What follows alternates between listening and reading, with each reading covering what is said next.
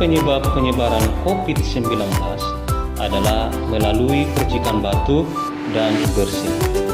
Ketika batuk dan bersin di depan umum, hendaknya kita melakukan 5 hal penting, yaitu 1. Memakai masker. 2. Jika tidak menggunakan masker, tutuplah mulut dan hidung dengan menggunakan tisu atau sapu tangan. 3.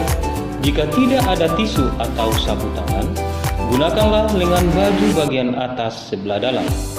4. Jangan lupa buang bekas masker ataupun tisu ke tempat sampah. 5. Cucilah tangan dengan sabun di air mengalir minimal 30 detik. Ayo, tetap patuhi protokol kesehatan untuk memutus penyebaran COVID-19.